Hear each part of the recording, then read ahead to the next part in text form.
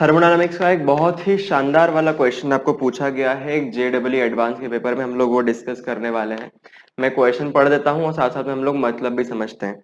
The standard states give free energies of formation graphite के लिए and diamond के लिए, आपको दोनों के लिए 298 केल्विन पर गिवन है। कितना कितना गिवन है हम लोग नोट कर लेते हैं। ये गिवन है डेल्टा फॉर्मेशन है इसलिए F G naught, naught standard के लिए delta G naught for graphite दे रखा है 0। हमें पहले से भी पता होता है कि ये होता है 0। यूनिट लिख देते हैं जो इन्होंने दे रखा है किलो जूल पर मोल।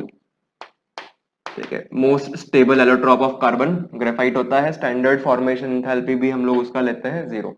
सेकेंड इन्होंने दे रखा है delta F G naught for diamond. Diamond के लिए उन्होंने वैल्यू दे रखी है 2.9 किलो जूल पर मोल। दैट मीन्स डायमंड के लिए कुछ वैल्यू है फ्री एनर्जी यानी सिस्टम को बनाने के लिए लगने वाली एनर्जी।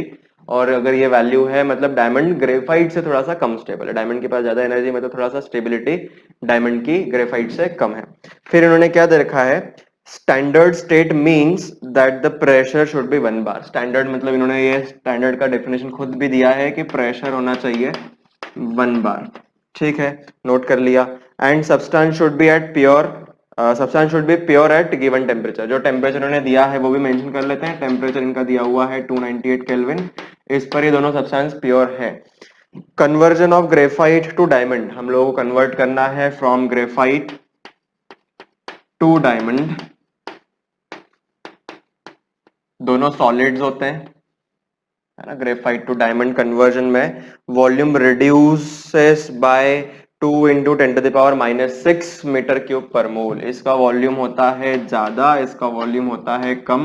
और कम होकर कितने से रिड्यूस हो गया, यानी कि डेल्टा वी उन्होंने जो दे रखा है, वॉल्यूम जो रिड्यूस हुआ है दे रखा है 2 इंटू 10⁻⁻6 मीटर क्यूब, ऐसा यूनिट में दे रखा है पर मोल, है ना। 1 मोल ग्रेफाइट से 1 मोल डायमंड बनाओगे तो इतना वॉल्यूम मीटर क्यूब में डिक्रीज हो जाएगा।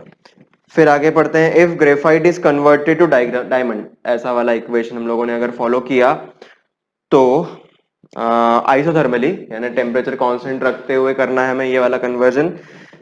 The pressure at which graphite is in equilibrium with diamond, graphite को डायमंड के साथ इक्विलिब्रियम में लाना है। दैट मीन्स दोनों का एनर्जी हमें, फ्री एनर्जी हमें इक्वल करना है। दोनों का फ्री एनर्जी इक्वल होगा तभी तो इक्विलिब्रियम। इक्विलिब्रियम का मतलब क्या होता है कि जिस रेट से ग्रेफाइट डायमंड में चेंज होगा उसी रेट से डायमंड फिर से ग्रेफाइट में चेंज होना चाहिए।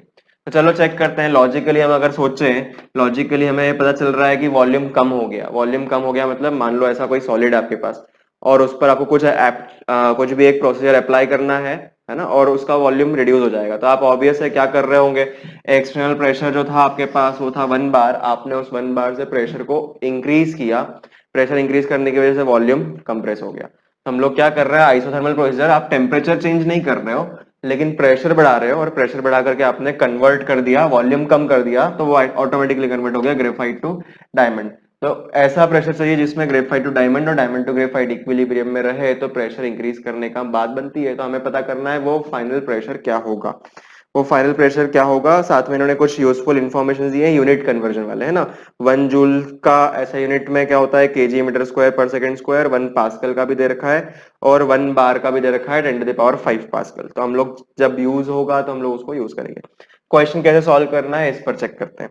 तो ध्यान से देखना, मेरे पास ये पूरा जो इन्फॉर्मेशन इसमें गिवन है, इस इन्फॉर्मेशन के अकॉर्डिंग हम लोग क्या सोच सकते हैं कि मुझे ज्यादा वॉल्यूम से कम वॉल्यूम की तरफ जाना है प्रेशर अप्लाई करके। और फ्री एनर्जी क्या होता है, फ्री एनर्जी होता है energy required to form the system. और सिस्टम कैसे फॉर्म कर रहे हैं हम लोग, प्रेशर वॉल्यूम वर्क करके। प्रेशर वॉल्यूम वर्क जो हम लोग कर रहे हैं, हम लोगों ने जो वर्क किया है उसको रिड्यूस करने में, वही वर्क क्या होगा, वही वर्क इस ग्रेफाइट की एनर्जी को डायमंड की एनर्जी तक ले जाएगा ताकि इक्विलिब्रियम मिल जाए। दोनों की एनर्जी सेम हो जाएगी, देन डेल्टा जी दोनों का 0 हो गया तो मिल जाएगा इक्विलिब्रियम। इक्विलिब्रियम पे क्या होता है, इक्विलिब्रियम पे हमें पता है डेल्टा जी जो होता है वो 0 होता है। टेम्परेचर कांस्टेंट रखना है, प्रेशर आप लोग चेंज कर सकते हो, ये उन्होंने बोला है। तो हमें डेल्टा जी 0 बनाने के लिए क्या करना है, ग्रेफाइट का जो स्टैंडर्ड है उसको भी बढ़ाते बढ़ाते कहां तक ले जाओ, 2.9 तक ले जाओ, ताकि इन दोनों में डिफरेंस ना बचे। तो हम लोग क्या करना है, जितना भी एनर्जी प्रेशर वॉल्यूम वर्क हम कर रहे हैं वो किस में कन्वर्ट हो रहा है, इस 2.9 किलो जूल में हम लोगों को एनर्जी बढ़ाना है। तो रिलेशन 2.9 किलो जूल्स एनर्जी हम लोगों ने दिया in the form of pressure volume work. Pressure volume work PDV, direct लिख सकते हैं हम लोग। वर्क क्या होता है? पीडीवी। प्रेशर तो हमें पता करना है, कितना प्रेशर हम लोग लगाने वाले हैं, कितना आगे लग जाएगा ग्रेफाइट टू डायमंड कन्वर्ट होने में। और वॉल्यूम चेंज डीवी मतलब डेल्टा वी, ये हम लोग को ये पता है, 2 इंटू 10 टू द पावर -6। तो 2 into 10 to the power -6 metre cube per mole. ये वाला यूनिट भी किलो जूल पर मोल था, तो पर मोल से पर मोल तो हो गया कैंसिल। अब जो भी बच गया है ऐसा यूनिट में हमें चाहिए, तो किलो भी अलग लगना पड़ेगा। तो P इक्वल्स टू, थोड़ा सा इधर उधर करके लिखेंगे, P इक्वल्स टू, ये आ गया डिनोमिनेटर में 2.9 किलो के लिए 10 to the power 3 divide by 2 into 10 to the power -6, और ये जो बच गया क्या आ गया? जूल पर मीटर क्यूब। ठीक है, जूल पर मीटर क्यूब हमारे पास यूनिट मिला है प्रेशर का। ऐसा यूनिट में ऐसा यूनिट ही होता है हमारे पास पास्कल। ठीक है, तो इसकी जगह पे हम लोग क्या लिख सकते हैं? पास्कल।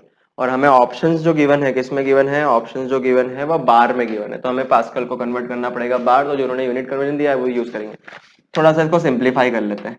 ये 2.9/2 कितना हो जाएगा? 2.9/2 हो जाएगा 1.45 इंटू 10 टू द पावर -6 ऊपर गया तो 10 to the power 9 pascal. Pascal लेते हैं, पास्कल से बार में कन्वर्जन उन्होंने दे रखा है 10 टू द पावर 5 लेना है ना। 1.013 जो एक्चुअली होता है वो हम लोगों का काम का नहीं है, एटीएम टू पास्कल। ये बार वाला पास्कल वाला जो भी गिवन है वो क्वांटिटी हम लोग यूज कर रहे हैं, तो 10 टू द पावर 5 पास्कल चला गया बार में। तो कितना हो गया? 1.45 इंटू 10 टू द पावर 5 तो चला गया, तो बचा 4 बार, है ना। और जो ऑप्शन है उसके अकॉर्डिंग हमें चाहिए बड़ा बड़ा वैल्यू, तो मल्टीप्लाई कर देते हैं। तो 145 2 0 और 2 0 और 500, ये आएगा बार में। ठीक है, 14500 ये बार में हम लोगों के पास वैल्यू है। कितना प्रेशर लग रहा है डायमंड बनाने के लिए, ग्रेफाइट से डायमंड बनाने के लिए, जब वॉल्यूम रिडक्शन इतना हो, ये हमारा आंसर है। कौन सा ऑप्शन है चेक करते हैं। हमारे पास ये ऑप्शन है 15501, इसके नियर बाय वैल्यू दे रखा है 14501, ये वाला वैल्यू हम लोगों का आंसर है। That means option A is your correct answer. ठीक है, तो डेल्टा जी फ्री एनर्जी हमें समझना पड़ेगा। फ्री एनर्जी से हम लोगों ने पूरा कैलकुलेट किया है। फ्री एनर्जी हम लोगों ने प्रेशर वॉल्यूम वर्क के इक्वल किया है। The relation used was free energy change equals to PdV. ये हम लोगों ने रिलेशन को यूज किया है। तो आपको ध्यान रखने वाली चीजें क्या क्या है, ये वाला पूरा क्वेश्चन समझना थोड़ा सा डिफिकल्ट था, लेकिन एक बार समझ में आ जाए तो कैलकुलेशन वाइज ये बिल्कुल भी टाइम नहीं लगाता। एडवांस के क्वेश्चन बहुत सिंपल होते हैं, लाइन बाय लाइन पढ़ के जो भी गिवन है आप लिखते जाओ। फिजिकल केमिस्ट्री बड़ा आसानी से आपका सॉल्व हो जाएगा। ठीक है, तो आई थिंक ये आपको पूरा समझ में आया होगा। वैल्यू जो है, ये जो भी वैल्यू आया है बार में गिवन होगा। यूनिट कन्वर्जन भी बड़ा इंपॉर्टेंट फैक्टर होता है, जहां सिली मिस्टेक होती है वहां से हमें सिली मिस्टेक करने से बचना है।